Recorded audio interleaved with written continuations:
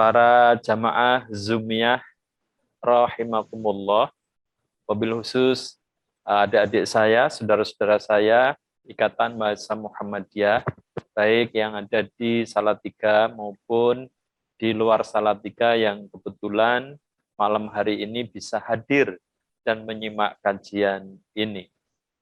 Tidak lupa saya juga menyampaikan salam hormat kepada semua jamaah hadirin muslimin wal muslimat yang kebetulan bisa menyaksikan kajian Kitab Putih pada malam hari ini. Pada seri yang kelima ini, saya akan melanjutkan apa yang disampaikan oleh Ziauddin Sadar di dalam bukunya, yaitu Reading the Quran, yang kemarin 2 bulan yang lalu kita membahas tentang definisi takwa. Saya lanjutkan di dalam halaman 73 bagi saudara-saudara yang memiliki buku, saya lanjutkan, saya bacakan. But belief is what is beyond the reach of human perception in itself is not good enough. Belief is not simply about consolation, self-fulfillment, or personal salvation. To be meaningful, it must be transformative. It must be lived, put into action as social, economic, and political change to achieve justice, equity, dignity, and improved well-being for all humanity. This is a message of a key. This is a key message of the Quran. Jamaah Zoomiyah, para hadirin yang dirahmati oleh Allah Subhanahu wa Ta'ala. Ziauddin Sadar menyampaikan, keimanan bukanlah apa yang ada di persepsi kita sendiri. Jadi kalau iman hanya berdasarkan persepsi kita, itu tidak cukup membanggakan, tidak cukup baik. Keimanan bukan sesuatu yang sederhana tentang masalah penghiburan diri, bukan masalah pemenuhan diri atau penyelamatan diri. Jadi bukan untuk mendapatkan kebahagiaan diri saya sendiri, bukan untuk mendapatkan keselamatan diri saya sendiri, baik di dunia maupun di akhirat. Nah, itu pernyataan dari Dr. Ziauddin Sadar. Untuk menjadi iman yang bermanfaat, iman yang berarti, iman yang baik adalah iman yang it must be transformative. Jadi iman yang terus bergerak.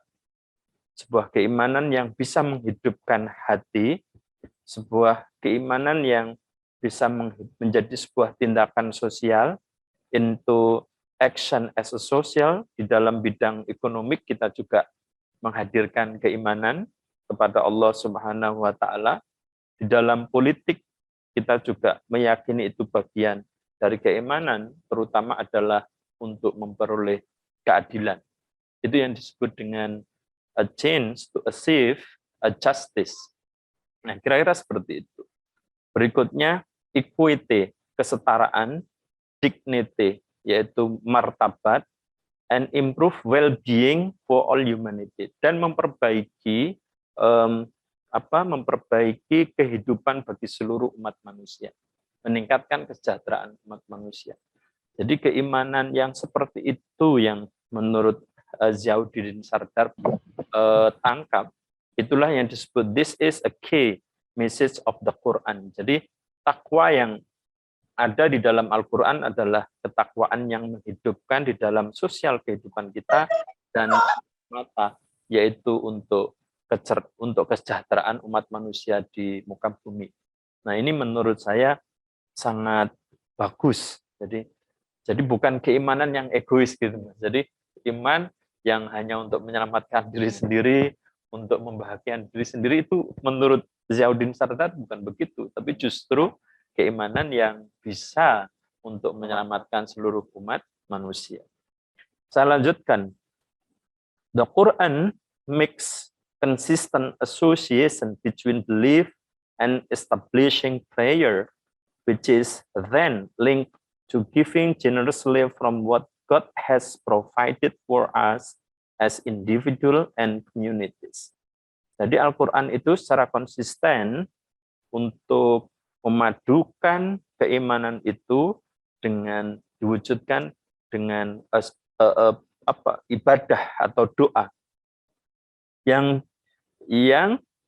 dihubungkan dengan generously from what God has provided for us as individual and communities, yaitu doa dan tindakan yang ditujukan oleh Allah kepada hambanya, yaitu untuk kesejahteraan secara pribadi dan kesejahteraan komunitas, masyarakat. Jadi kalau kita beriman itu paling tidak, nah ini pendapat saya setelah membaca ini, ada spirit untuk menyejahterakan diri kita dan sekaligus menyejahterakan masyarakat secara umum.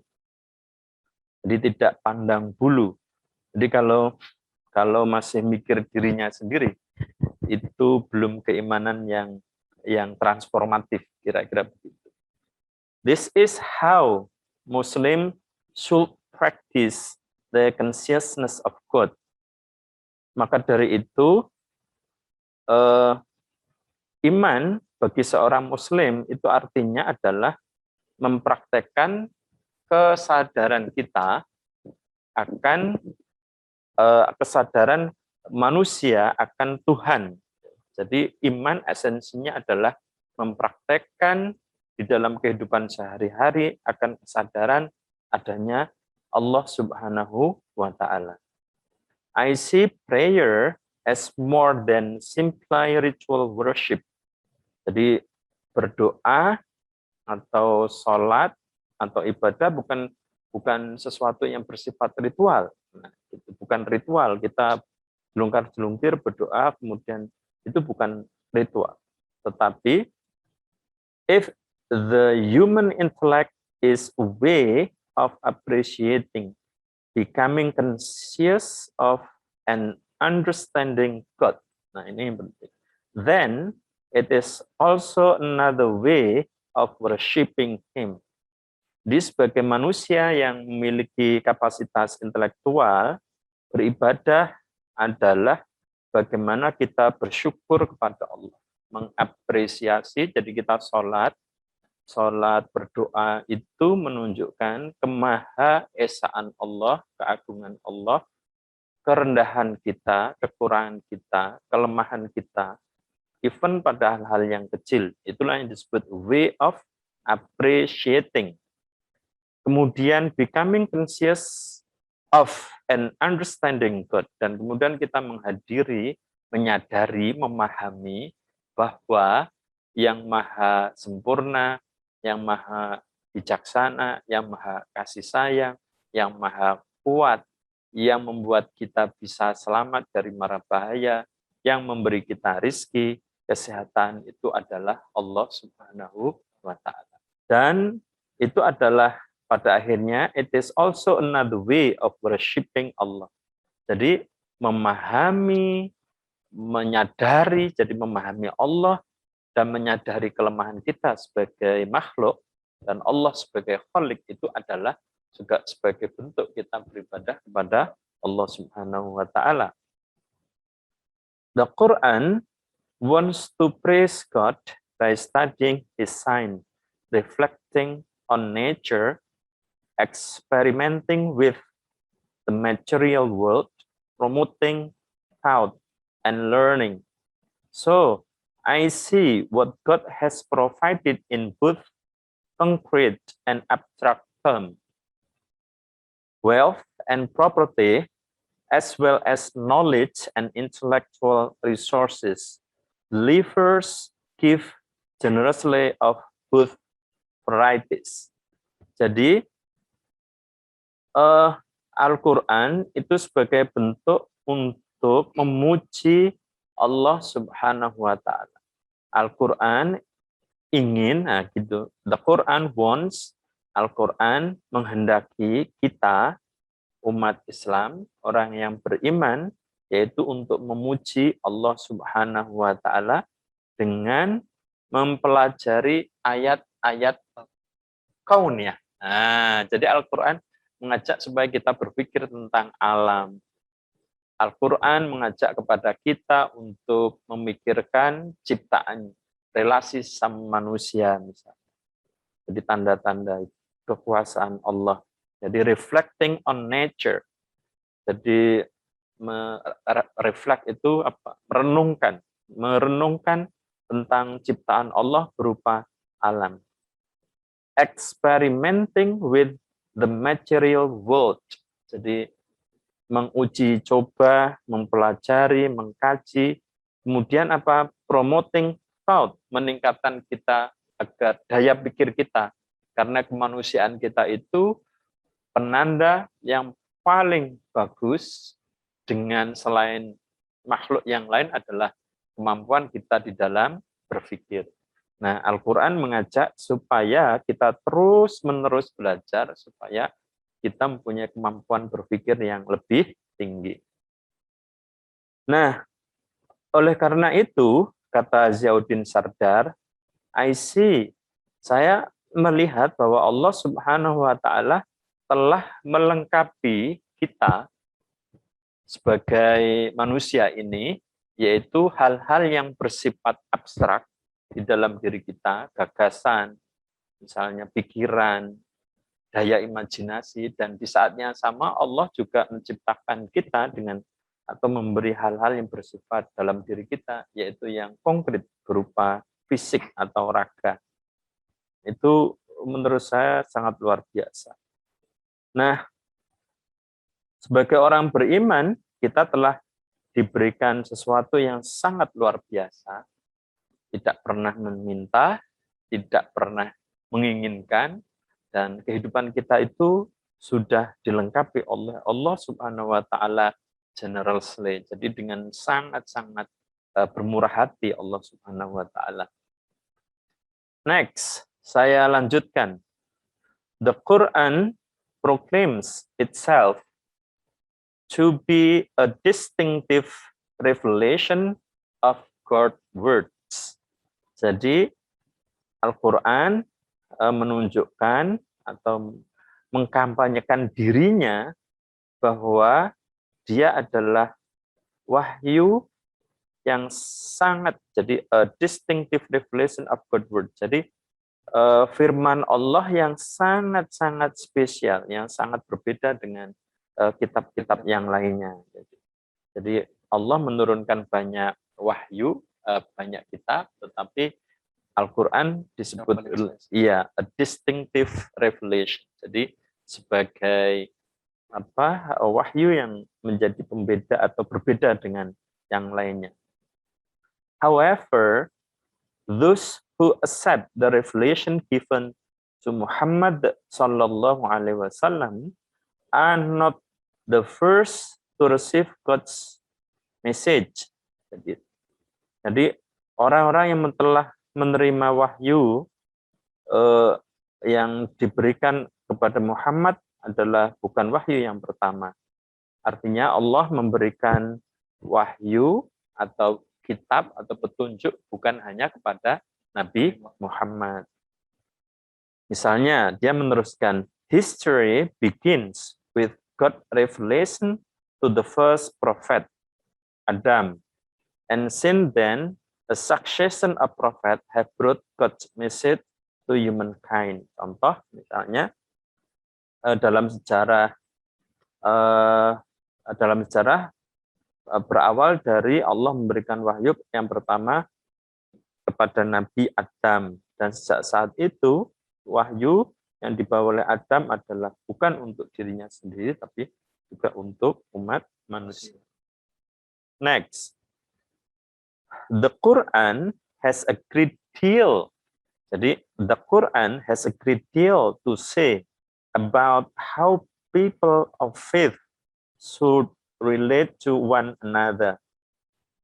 But it seems to me that Muslims have been and are as bad as anyone else in turning the commonality and continuity declared by the Quran into an exclusive and excluding identity. Jadi Al-Quran jika dihubungkan dengan keimanan, ini juga harusnya memiliki hubungan dengan nabi-nabi atau kitab-kitab terdahulu. Tetapi memang umat Islam telah mempunyai sesuatu yang secara khusus, secara identitas di masyarakat, dan mempunyai keeksklusifan identitas yang ditunjukkan oleh Allah melalui Al-Quran. Jadi Al-Quran memberikan karakteristik yang spesial, yaitu identitas sebagai orang Muslim. Misalnya, saya lanjutkan, once one accept that all faith and moral system begin with or have common threads, then the basis exists for collaboration in putting faith in action.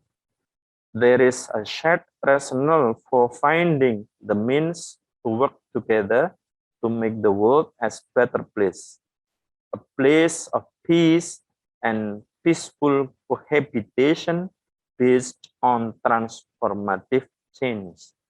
In globalized world of increasing interconnection, there is no spiritually sustainable way of seeing, let alone establishing justice, equity, dignity, and well-being for all. The message from God is not and should not be a brand name, certainly not a holier than thou arrogance that divides Muslim from Muslim and all Muslim from members of other faith. The history of continuity of God's message is a part of unity of God's creation. Jadi memang Allah melalui Al-Quran memberikan karakter eksklusif. Memang ada misalnya, termasuk yang kemarin ada salah seorang artis yang mengkritik agama Islam. Misalnya, agama Islam itu dianggap tidak toleran karena ajaran selain Islam itu tidak akan diterima oleh Allah Subhanahu wa taala. Misalnya, wa may yabtaghi ghairal islam dina fala yuqbala minhu wa huwa fil akhirati minal khasirin. Jadi membuat statement Al-Quran bahwa Islam, umat Islam, itu memang secara eksklusif internal sebagai keyakinan. Maka dia eksklusif, membedakan dirinya dengan keimanan-keimanan yang lain. Tetapi Zainuddin Sardar mengingatkan bahwa tujuan Allah membuat Al-Quran, menciptakan orang yang berbeda-beda, dan dunia seisinya ini bukan untuk menjadikan Muslim sombong, dia sebagai orang yang lebih suci dibanding orang lain. Tetapi Allah menghendaki supaya antara Muslim dengan Muslim, Muslim dengan umat beriman yang lainnya, mereka saling bekerja sama untuk membangun perdamaian di muka bumi. Nah, kira-kira seperti itu. Jadi Zainuddin Sardar itu memang mengakui ada eksklusivitas di dalam keimanan umat Islam. Tapi tidak untuk supaya umat Islam itu berbangga-bangga dan menyombongkan diri, oh kamu itu, misalnya gitu, tidak boleh begitu.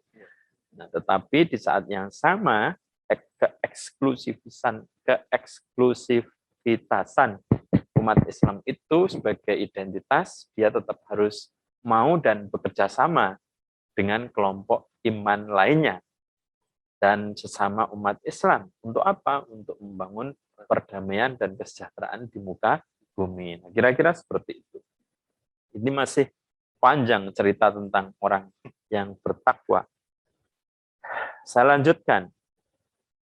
All people, not merely the God conscious, will be resurrected and face God judgment in the hereafter. Kemudian, as the Quran tells us elsewhere, the hereafter differences and distinction, the us and them division, the human construct of interpretation we call our religion will be clarified. Theological disputes and the arcane doctrines manufactured by human interpretation, especially those who delve into things beyond human perception, will be exposed for what they are, human imaginings. God's judgment will concern not only what we believe, but what we did, how we lived, also who lived well, who conducted their life to the best of their ability, consistent with consciousness of God and adherent to his guidance will be rewarded. Again, various translations tease out the significance of God's reward, whatever shape and form it takes. I prefer the phrase, the ones who prosper, because we may prosper in a whole variety of diverse ways in all aspects of human existence. The flourish is to prosper, to be secure in respect and dignity, to be without want, with access to equitable resources is to prosper, to have liberty and freedom to follow one's own conscience is to prosper. Jadi disebutkan lagi, jadi untuk semua manusia, bukan hanya yang memiliki kesadaran atas Allah Subhanahu wa Ta'ala saja, semuanya besok itu akan mendapatkan pengadilan. Jadi akan mendapatkan apa? Pengadilan itu apa? Fungsi pengadilan itu untuk memutuskan, apakah untuk mengadili, untuk memutuskan apakah kamu berhak untuk mendapatkan tempat yang mulia. Jadi besok di akhirat itu fungsinya adalah sebagai tempat yang akan menjadi pembeda antara orang satu dengan orang yang lainnya. Jadi the us and them, antara kita dan mereka. Artinya mungkin kita itu yang dapat naungan dari Allah Subhanahu wa Ta'ala, dan mereka adalah orang yang mungkin diputuskan untuk ya semoga gitu kita adalah orang yang masuk surga dan mereka itu kira-kira yang mendapatkan siksaan di neraka. Kira-kira seperti itu. Nah, memang theological dispute, jadi konflik atau kebuntuan di dalam doktrin itu memang atau problem, masalah di dalam interpretasi tentang keimanan itu memang masing-masing agama juga mempunyai eksklusivitas. Jadi masing-masing agama yang meyakini Allah dan para nabi yang selain Muhammad, dan dia juga mempunyai klaim atas kebenaran agamanya, memang itu bisa jadi itu adalah imajinasi manusia, kata si human imagining. Jadi imajinasi manusia. Nah, dilanjutkan oleh Ziyauddin Sardar, pengadilan Allah, keputusan Allah atas manusia besok di akhirat bukan semata-mata atas keimanan. Jadi kata Ziyauddin Sardar, pengadilan Allah besok di akhirat bukan hanya semata-mata iman. Ya, iman itu oke gitu, sudah. Ya, kalau tidak kamu ditanya iman atau tidak gitu-gitu itu iya, tetapi ditambah. But what we did, apa yang telah kita lakukan dengan keimanan kita. Jadi apakah iman itu ada, saya ngaji di salah satu, saya sebut saja misalnya yang sangat populer itu, Gus Baha itu membuat istilah yang menarik. Jadi iman itu bukan hanya iman secara intelektual, artinya kita meyakini bahwa Allah ada, karena memang kita dikasih tahu oleh guru-guru kita, misalnya Allah yang menciptakan alam dan seisinya, kemudian kita percaya, it's good, itu bagus, kata Ziauddin Sardar, tetapi alangkah lebih bagus kalau kita juga melakukan keimanan, misalnya kita percaya sholat itu adalah sarana untuk berkomunikasi kepada Allah Subhanahu wa Ta'ala, maka kita melakukan sholat. Nah, gitu kira-kira. Jadi kita meyakini Allah itu Maha Rahman dan Rahim, maka kemudian kita menjadi penyayang dan pengasih kepada sesama manusia. Itu yang disebut what we did and how we lived. Jadi kalau kita beriman kepada Allah, tetapi kita seringnya membenci orang lain, tidak akur dengan orang lain, suudzon dengan orang lain, maka keimanan itu masih pada keimanan intelektual. Betul, betul. Jadi keimanan yang hanya menjadi pengetahuan. Nah, kata Ziauddin Sardar itu nggak cukup, gitu. Mesti harus we did with our belief. Jadi kita melakukan sesuatu dengan keimanan kita, dan kemudian kita hidup dengan model keimanan yang kita miliki. Nah, itu jadi besok di akhirat ternyata seperti itu. Nah, yang paling baik kata Allah adalah orang yang senantiasa konsisten dengan petunjuk Allah Subhanahu wa Ta'ala. Jadi orang yang mempunyai kesadaran, orang yang baik menurut Allah besok di akhirat, kata Ziauddin Sardar, adalah orang yang konsisten, dia selalu mengingat Allah, dan sebaliknya dia terus taat untuk mengikuti petunjuk Allah atau perintah Allah. Gitu, besok di akhirat seperti itu. Jadi konsisten, jadi bukan up and down atau musiman gitu, enggak. Tapi kata Ziauddin Sardar, orang yang secara konsisten, terus menerus. Nah, itulah yang besok akan mendapatkan reward dari Allah Subhanahu wa Ta'ala. Maka kata Allah, Ziauddin Sardar gini, I prefer the phrase the one who prosper.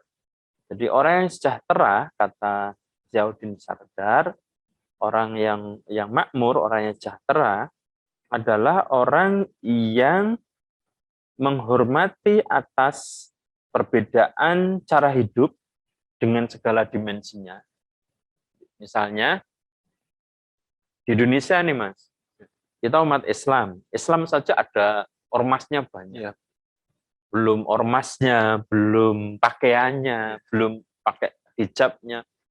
Nah, kata Ziauddin Sardar adalah orang yang baik adalah orang yang mau, orang yang sejahtera, orang yang makmur atau orang yang baik adalah orang yang kemudian mau menghormati, menerima perbedaan cara hidup dalam segala dimensinya, atas segala macam manusia ini. Jadi kita, bahasa saya itu gini, salah satu pengakuan atas kekuasaan Allah adalah kita tidak memaksakan keyakinan kita kepada orang lain. Karena sesungguhnya Allah itu lebih mampu. Iya enggak? Iya kan? Misalnya kayak malam ini, kamu harus pakai baju biru tuh Mas, misalnya. Artinya kalau kamu harus menjadi orang yang hafal Al-Quran, teman. Misalnya, saya memaksakan. Hafal Al-Quran itu baik, misalnya baju biru baik, atau baju apapun baik.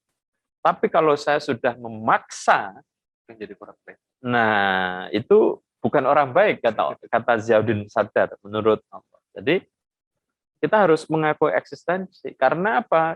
Karena di saatnya sama, kita mengakui bahwa Allah Subhanahu wa taala adalah zat. Jadi bukan makhluk, Allah itu adalah zat, adalah Allah yang paling maha kuasa. Jadi kalau kita mengakui Allah itu yang maha kuasa, kok kemudian kita memaksa orang lain untuk mengikuti diri kita, itu berarti kita mengambil hak Allah. Kira-kira gitu ekstrimnya. Ini entah benar entah enggak, tapi saya kok berpikiran seperti itu setelah baca.